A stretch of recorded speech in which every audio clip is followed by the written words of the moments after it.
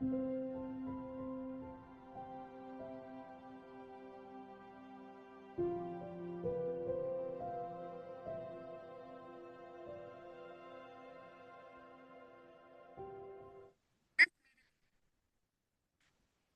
everybody. Welcome back to the Hazel and Mia Podcast. Thank you for joining us today for our letting go session. Because what we don't recognize is that holding on to grudges costs us more than it does the person the grudge is against. You know, it's hard. Life is hard, and every day things are happening around us that are making it even harder. Yeah. And so everybody has a way of handling different situations. Everybody has different skin in the game. Let's say that, okay? They have certain people they need to protect. They have their own feelings that they need to protect. But the problem that I see happening more and more every day is that we are taking situations so internally. We're building a wall around ourselves to protect ourselves. And part of that protection is holding a grudge against someone else. Yeah.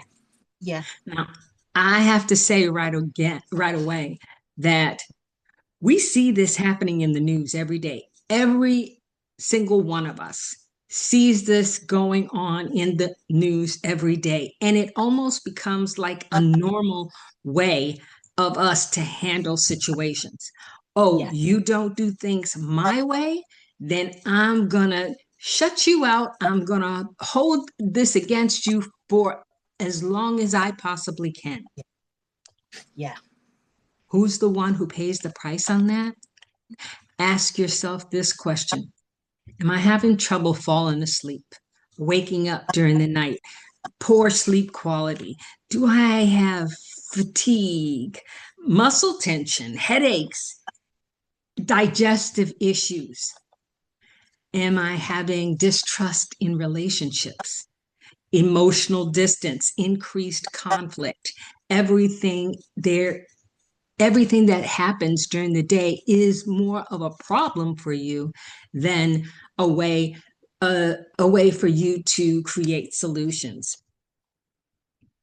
Difficulty forming new connections.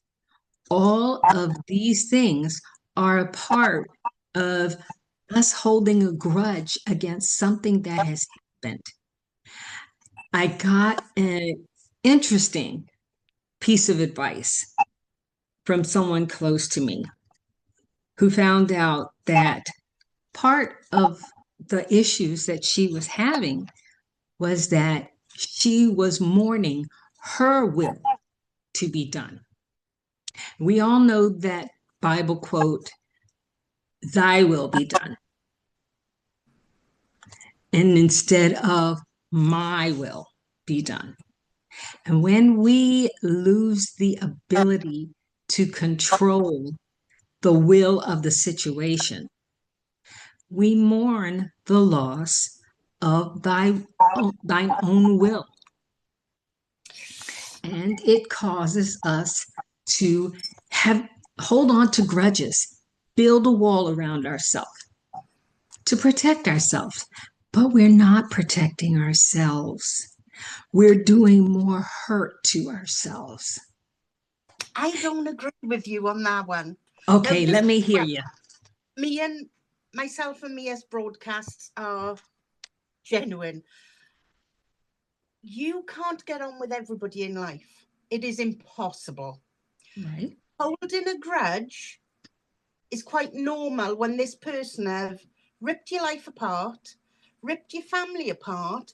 You can forget, but you can't forgive them. And that is part of a grudge.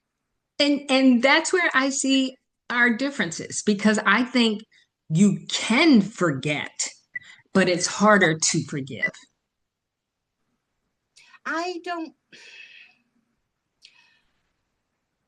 This is going to sound really stupid. No, it's not. Your You feelings are not stupid. you can't give people a pathway for doing you wrong. And Agreed. that's the way to look at it. I'm not asking people to give pathways for doing you wrong. You can recognize that this person is not good for your life. Okay. And maybe the two of you need to separate. That doesn't mean that you hold a grudge against this person, because the weight of the grudge itself pulls you down. Understandably, that people out there are going to do you wrong. I think we need to agree to disagree on this one. Okay. And that's why these podcasts are good, guys, because me and Mia, we can agree to disagree because we've both got our own thoughts and feelings. And that's why these discussions are good. Right. Absolutely. I know you guys are probably thinking, what the hell? But that's what a good discussion is. We've both said what we think, and we both respect each other's opinions. Exactly. I don't think, what the hell? I think, what the Hazel?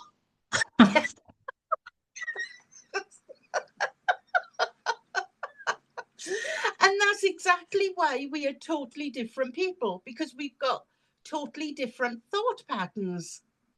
Exactly. And that is for everyone. Yeah. And what I'm trying to make clear is absolutely don't let yourself open the door to being hurt. What I'm saying is that when you are hurt by someone, there is a sign that is telling you this person isn't meant to be in your life.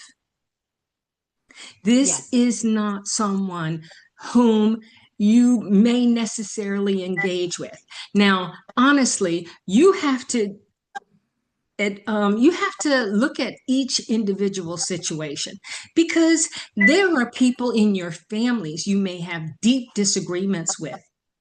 And if you let it become a grudge, it hinders you from ever having a viable relationship with anyone in their family, in people trying to take sides.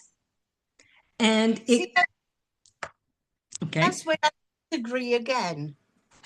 Because you can fall out with one person, it don't mean you're going to fall out with everybody else.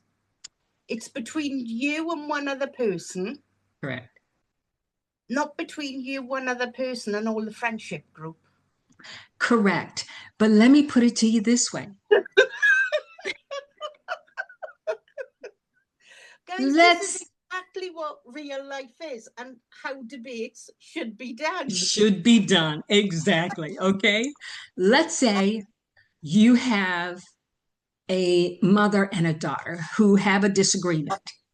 And the disagreement is so hard on the two of them that now, let's say the husband of the daughter wants the daughter wants to take the daughter's side because this is his wife, and they then have children, and the parents together are going to hold back their children because they have a grudge against the mother. That is what I mean by other people who aren't necessarily involved in the grudge are removed from that one situation. And you can honestly say that at the point in time where the husband has to agree with the wife and take her side, that his family is going to agree with him and support their side. That's where it becomes messy. I personally think when it's a situation like that, that if the person that is in that situation is weak enough to allow other people to interfere, then it's the person that's allowing the other people to interfere that got the issue. And maybe you are absolutely correct. That may be a weakness that they have, but you can understand that a support system, really a great support system, should really be saying, hey, this can be worked out. And everybody is important in everybody's life, but putting up a wall is never going to solve anything. See, now, If the two of you come to an agreement that there should be limited contact, or we want to get outside help to work through this issue, that's one thing. But if you put a grudge there and you have other people who you can fall back on, say like the husband or the in-laws or things like that, it makes it harder to get over that grudge. You don't always have a strong support system. Now, not every situation is going to be like that, because there's going to be situations where one person has physically attacked another person. Okay. And in situations like that, you have to recognize that that person is not good for my life. yeah. Okay.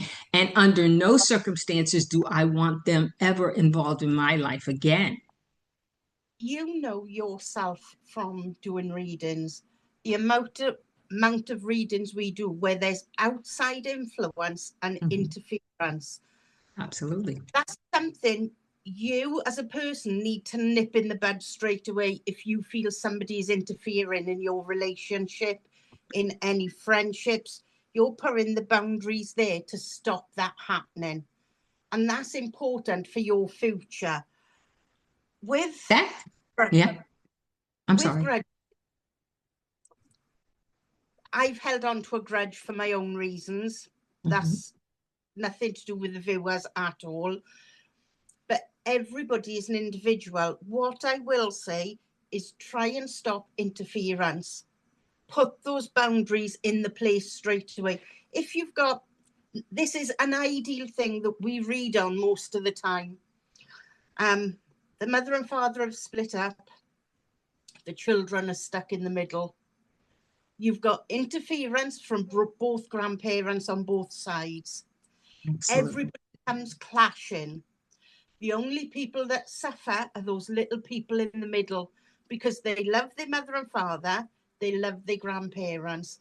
Absolutely. As parents, and this is all an example for you guys, as parents, you need to say to the grandparents, back away, this is our relationship, we need to sort it. Because you'd be surprised how much quicker things can get sorted if you do that. You're absolutely correct. And we do deal with that situation frequently. Yeah. And we also recognize that when somebody is vulnerable enough where they are holding a grudge against a situation or against a person, they often seek comfort from those around them, those that they know are going to say, hey, you're doing the right thing, pay attention to your feelings. And that's often where they will come to us and say, I need a third party objective persona on this. And that's where we say, hey,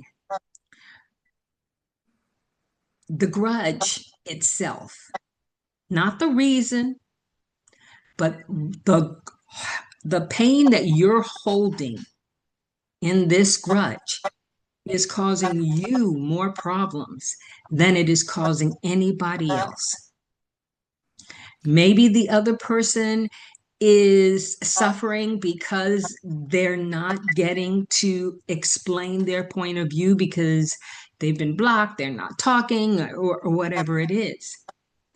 But I guarantee you there's more of the pain focused on you than it is on them. They're hurting, definitely. Now, with me, it was the complete opposite. And this is exactly what we mean, guys, by other people's different views and how we handle things. I have a grudge against one person. This person I knew since I was 2 years old. This grudge happened when I was about 35, 36. I cut them dead. I told them that if I ever seen them again, what I'd be responsible for is nobody's business. Being Welsh, that's how we react to things. And the minute I cut that person dead, I felt so much lighter because I'd said what I needed to say. The person still knows I got a massive grudge against them, but I feel lighter for doing what I done, if that makes sense. No, it does make sense because, like I said, no one should ever have to deal with physical abuse. Yeah. And in that case, you were right to cut them off. Yeah. Yeah. The grudge that you claim you hold, you actually got out when you told them if you ever saw them again, that you would PG it. Let's say PG it, okay? And I bet there's more people sat there going, yeah, we know what you mean. So while you call it a grudge, I call it you having resolved the situation by cutting off all contact with that person and letting them know your feelings outright. Yeah. So I don't call it a grudge. I call that a resolution to a very bad situation. Now, if that person were to ever come around you again, then you would have reason to say, I had to act on my grudge. I'd be locked in a prison cell with 3 meals a day. I'll bake a cake, okay? I'll bake a cake. Put that little file in there.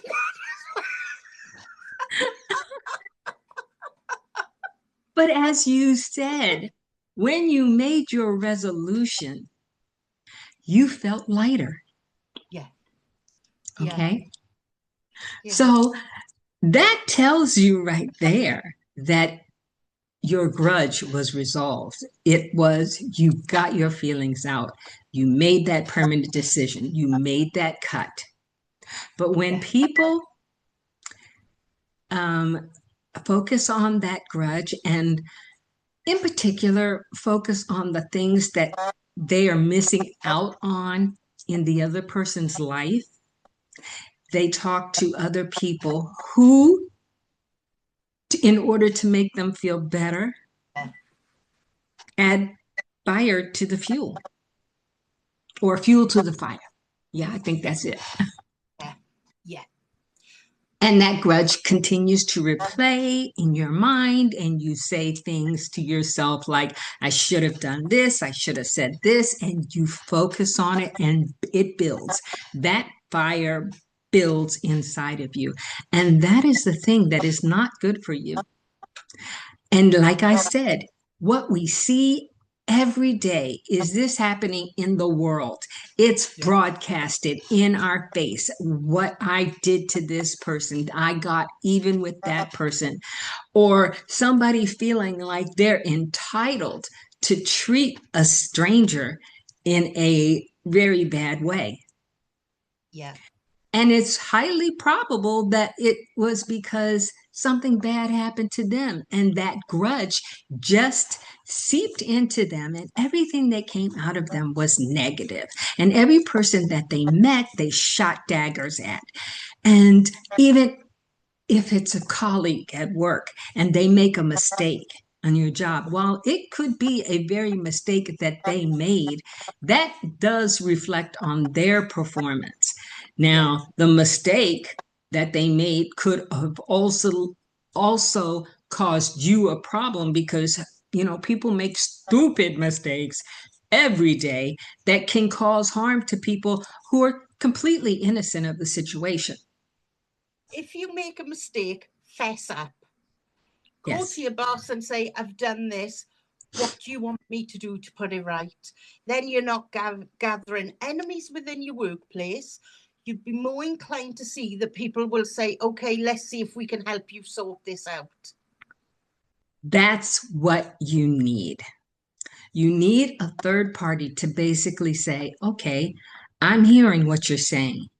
Yeah. So, do you think the best way to handle this situation is to sit with it and let it grow inside of you? Or address it immediately, find out if there's another avenue that can be taken, find out the other side of the story, Yeah. because we all just have one side of the story. And we're all human and we all make mistakes. Even I make mistakes. Mm-hmm. Even I makes mistakes. It's one of the most natural things in the world. And if you've made a mistake, you just say, sorry, but how can I resolve it? That's it. A grudge is more than just being upset. Yeah. It's when you continue to carry anger, resentment, or bitterness along after the event has happened. And there are people who do that. Yeah. And it's like replaying a painful scene over and over in your mind. The person who hurt you may have moved on, but emotionally, you're still reliving it. And that is part of the problem as well, because you are still reliving it and you see that the other person may have moved on. In your mind, you interpret it as they just don't care. And the other way I look at it as well, I always tell myself bad karma will come for the person. Because, guys, believe you me, the longer karma takes to happen, the harder she will hit. And a karma is not a curse, okay? No. Because I guarantee you that if somebody has done something really bad to you, you weren't the only person they did it to. Yeah. Yeah. And they will continue in that pattern until somebody sets them straight. Yes. Until karma happens. Yeah. But you got to realize that there are different levels of grudges, different stages of grudges, and some grudges can actually be healed by sitting down and talking about what each person experienced, their intentions, but it has to come from a place of wanting a resolution. Yeah. And genuine love and concern. Exactly. Because you do have to recognize that sometimes these grudges go on for so long that a lot of people forget why they started the grudge in the first place. Yeah. You just have this memory of, oh, they did something to me and I didn't like what they did. And down the road, that reason may not exist anymore. Yeah. Yeah. So go ahead. Sorry if you can hear Fred whinging. The next door neighbour's dog is in heat. Oh. So, yeah. Yeah, need we say any more? Yeah. He's a grumpy boy. Poor thing. Poor thing, my God. Well, that causes a lot of stress. He's stressed, he's panting. Okay. Bless him. It's almost like having a grudge. You won't let me out. I have so much stress pent up in me. I've got somebody I've got to go and see.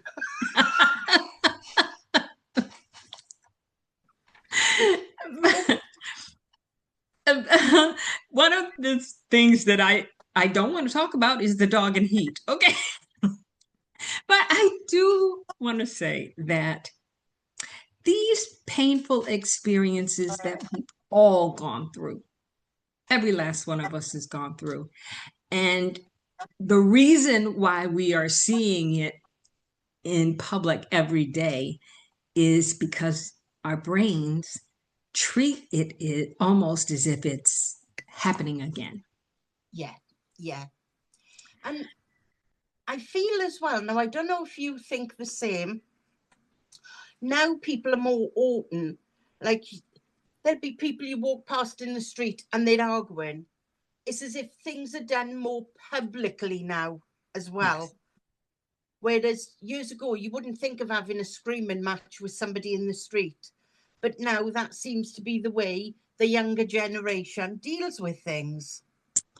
You know, I came upon a situation today which I thought was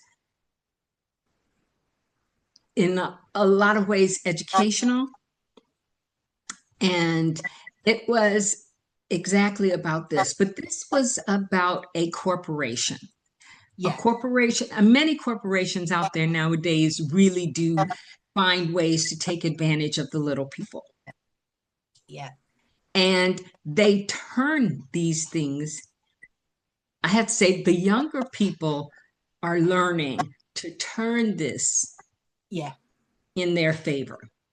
They see the things that are being done to older people, poor people, and they want to avenge them. yeah, And yeah, this causes, what I saw was that this causes the corporations to put their foot down and really look at it like, oh, you're a little person. I can stomp you to pieces and yeah, you won't know what hit you. And in this case, this was a big corporation. And they had many franchises all over the USA. Um, and allegedly, they were affiliated with Legos. And I believe the name of the company was Bricks, and it began with an M, but it was never something I had heard before. But their acronym is BAM. yeah, And so their franchise had opened in a consignment agreement with this gentleman. He held the largest Star Wars Lego sets of anyone in the world. He had this huge collection. And so he went to the shop because he was sick. He had cancer. And I believe what he wanted to do was to sell the sets to this Legos organization. And the company entered into a consignment contract with him. And so the owner of the franchise ended up, after a couple of months, I believe, having to leave the country. So they went to the corporation head and said, okay, we are going to have to abandon our shop. yeah, So the corporation thinking, okay, we can take advantage of this. What we'll do is we'll have someone in the corporate office buy the franchise that they're abandoning and continue to receive the profits. And so they sent someone from the corporate office who went to this shop and immediately told them they had to shut everything down. They were taking over the shop. They were the new owners. And on camera, the previous owner, showed them the consignments that she had with this older gentleman, because the inventory in the store was over half of the inventory that they had. So over half of this inventory was this gentleman's consignment. And on camera, the new owner says, it's okay, I'll be paying this, I'm taking over, and so right now you have to leave. And somehow the old owner was able to get her hand on the video recording. So when the new owner came in and took over, the older gentleman came in, or his son came in, to say, hey, we have this consignment with you. And so either we want to know if you're going to honor this agreement or if you're going to give us our inventory back. And so the guy says, well, we're going to do neither. And if you have a problem with that, sue us. And what I will promise you is that I will keep you in court for ages.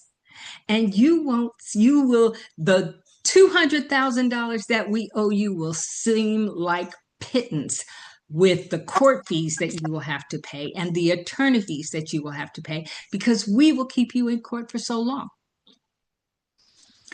So, of course, this guy is like, my father is suffering from cancer. He's not going to have too much longer to live. I don't have the money to fight this. And so he does a video, and a YouTuber picks it up. And the YouTuber kindly gets involved, and he is basically saying, hey, why would you do this? This is an old guy. He's got cancer. The son wants to just pay for his cancer treatments. Why would you do this? And the owner of the shop is like, sue me. What are you going to do about it? So the YouTuber really came up with some unique ideas of how to interact with this owner to make him see that what he was doing was wrong. Yeah. Yeah. And this only made the owner stomp his feet even deeper into the dirt. Long story short, they're in court now because the owner, it was two owners actually, both got fired. The corporate office, which was backing the owners all the way, they were playing this game of, well, you have to talk to corporate. No, you have to talk to the owner. Yeah. And going back and forth, okay? Because they really felt that these are little people. I don't need to pay attention to them. But the thing is now, they'll realise that they're going to lose because the law is more on the side of the little people now. Well, that was the sad part about it, was because this franchise and this corporation had the law in their pocket. Yeah. Because they would just call the police. And this is only from videos that are out there. The video cameras that the police were wearing were showing how much they were in the pockets of the owners and the corporation, and how much the corporation was suffering. And so what ends right now, what's happening is that this is all over the place. You cannot open up YouTube and there not be a video of Bricks and M talking about the situation. And what has it done to their reputation? It's started to show how corrupt the corporation is, and how many corporations out there are like that. Yeah. And this is what I mean when I say it's become common to hold a grudge, to stomp your feet in the ground, and not to say there's a way for us to work through this, because a $200,000 issue has now become a $1.3 million issue. Yeah. It's and crazy. Your reputation, your business, which was, I understand, a $90 billion business, has now dropped considerably. And the other franchises are saying, hey, is this a viable franchise to be a part of? Yeah. Yeah, that makes sense. So now, instead of just handling the situation like human beings were taught to long ago, we're now learning to make the problem bigger, grow, and harm as many people as you possibly can. And that's where they'll get their bad karma. That's where they'll get their bad karma. And we're here to say, you don't have to increase your bad karma. Yeah. You can find ways that'll make it easier for you to sleep at night, that will get rid of the headaches, that will help with your anxiety. Yeah, definitely. And when you start to change that from a grudge to a resolution, how much better you'll feel about the situation. Yeah. Yeah. So we're going to end here, but we want to say that we look forward to hearing your comments on this video. Please give us a like and leave us a message. Let us know if you've enjoyed this. And if you have a grudge against somebody, ask a question. We want to help you through it. Definitely. Definitely. And next time you think, what the hell? Ask yourself, what the Hazel? What? I guarantee it'll put a smile on your face, okay? Thank you so much. And goodbye, everybody. We look forward. Guys. See you next week. Bye-bye.